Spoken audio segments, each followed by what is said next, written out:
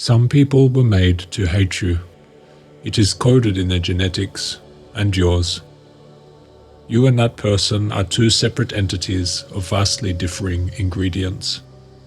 Your thoughts, your values, your inclinations, so much of your brain is reflected in your physiology, and just by looking at you, they can get a deep sense of who you really are. And oftentimes your appearance will elicit certain feelings and emotions in others before you even say a word. In many ways, your character is written on your face. The disapproval you get from others, this is natural. Not all entities were made to mix. Oil does not mix with water. We do not get angry over this point. We accept it. In the same way, most bodybuilders won't feel inclined to befriend a pale, skinny homebody.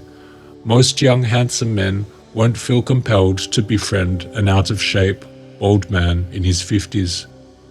There are differences in nature, and all differences in others cause us to feel some level of attraction or repulsion. Why am I telling you this? Because you may have been mistreated or even hated by people in this world. You may have been deeply hurt from others and feel that you are an inferior specimen and that people are inherently bad. You may have been put into the position due to your unfavorable genetics or social behavior and feel a deep sense of hate towards the world. I invite you to think about your position in a new way. There's nothing wrong with people being selfish. If we weren't selfish, then we would struggle to survive. So first of all, stop taking it so seriously. Stop taking yourself so seriously. Stop taking the thoughts of others so seriously. Your judgment or opinion isn't required every time someone wrongs you or doesn't like you. Ultimately, it all means nothing. The more serious you are taking it, the tighter you are holding on to life. Reality wants you to believe it. The more you take reality seriously, the more real it becomes, and the more you will believe in it. Don't take this reality so seriously. You should know by now that it is somewhat of an illusion, not so different from a dream. And just like a dream, one day you will eventually wake up. This world is a stage. You are a character. You were given a body. There is no way you could construct a human body using only your mind. You had to leave the job up to your own biology. Your biology that made you is far more intelligent than the conscious knowledge contained within your brain. You were put here to play your character, just as everyone else was. Those that hate you are supposed to hate you, because that is their assigned role. You must see this world for what it really is. It is all theatre, and seeing this will help you to stop taking reality so seriously. Gladly accept the body you have been given, no matter what role you are playing this time round. Once you do this, you will be able to play your role better. In poker, many people are dealt a bad hand, but go on to win the game and make the most money. It would do you great benefit to feel the same way about life. If you find that dealing with people in general is hurting you rather than helping you, it is perhaps best to remove those people from your situation. This could involve changing jobs or even starting your own business. This is not a step most can take straight away, but with some planning and preparation, many people can take this step, and removing yourself from toxic company is often the most effective action to take. The second important step that you can begin right now is to get more comfortable dealing with people that don't like you. To lower your fight or flight response when in the room with someone you can tell hates you, someone you perceive as a threat. To work in an environment with others that disapprove of you or ignore you, and yet not feel any negativity from it. This can be achieved, though it is like a muscle, it needs to be trained. And for those with a particularly sensitive disposition, this may take time. For those of you that seem to have trouble with people no matter where you go, you may reach the conclusion that it will be best for you to work for yourself in the future. Otherwise, you will be perpetually stuck in this social sphere in which you are constantly being devalued or reminded of your place. It is true that in life, a lot of it really comes down to your looks, hot or ugly, and all the gradients in between. The physical traits you were gifted or burdened with will dictate much of the doors that are open and closed to you. That is not to say you are doomed if you are less attractive, nor that you are guaranteed to succeed if more attractive. But they do most definitely put you in different positions, and you will, as a result, take different paths. As each position has its own positives and negatives, they need not be seen as good or bad, preferable or objectionable. You shouldn't be wishing for an easy life. You should accept the challenge you're presented with. If you find people are naturally attracted to you, then it will be easier to climb the job and social ladder. If you find people have more of an aversion or unfriendliness towards you, I think it will be easier to start your own business and become somewhat of a lone wolf in many respects. There are others who may wish to spend their time trying to maximize their looks and transform themselves. I think to some extent this is important, but inevitably you may reach a point of diminishing returns. Investing in good clothes and taking occasional exercise is good use of your time and resources.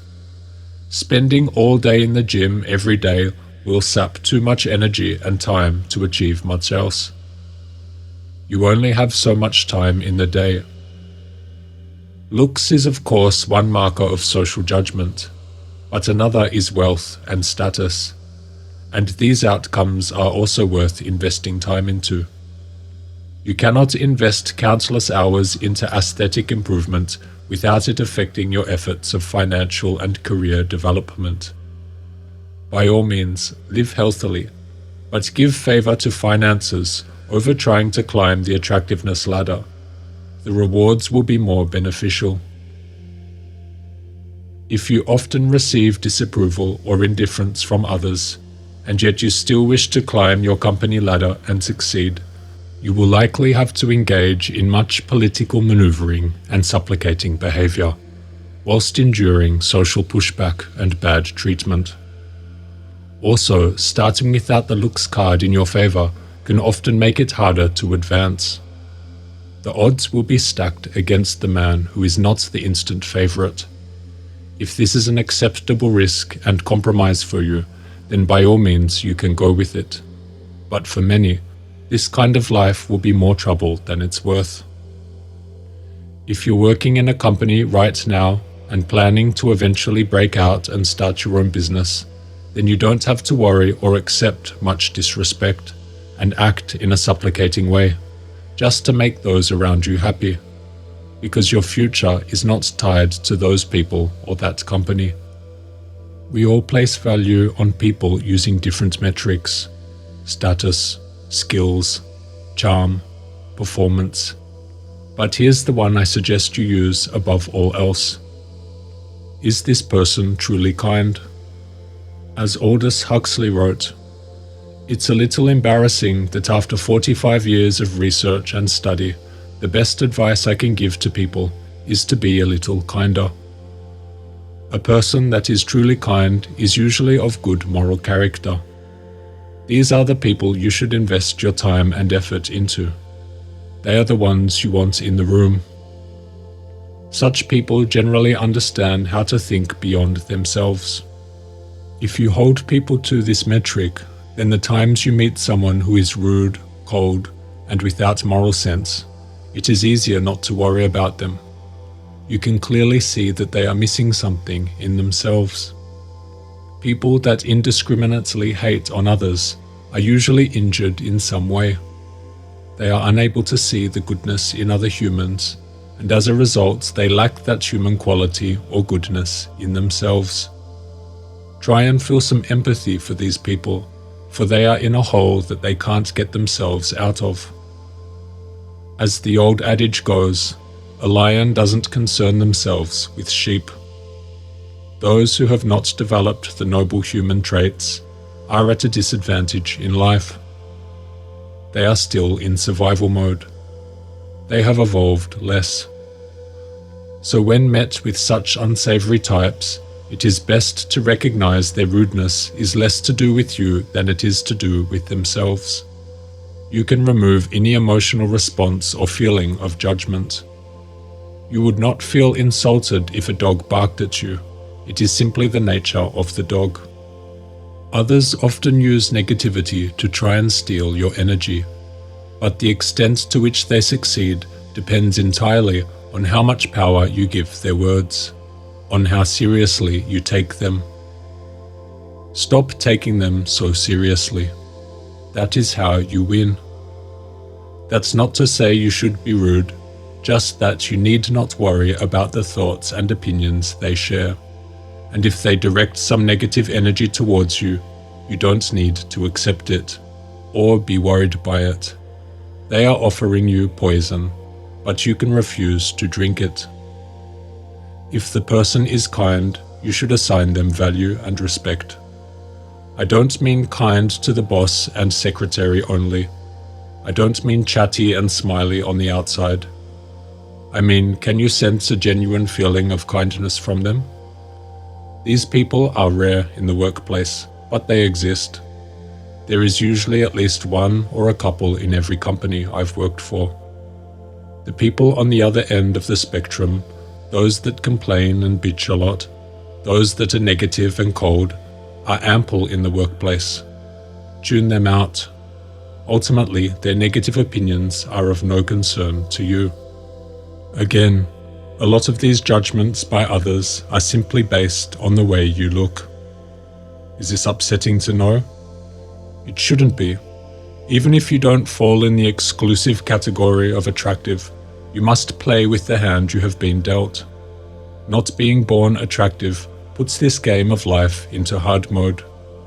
You are perhaps sad because you wanted to play life on easy mode. First off, how weak it is only to play a game if it is on easy mode. Isn't that a shameful and weak way to view life? You should rise to the challenge if you must play life on high difficulty. In fact, you should even prefer it, because those that are forced to play on hard mode generally develop a deeper appreciation for the game, and as a result of higher difficulty, usually get better at playing the game than others.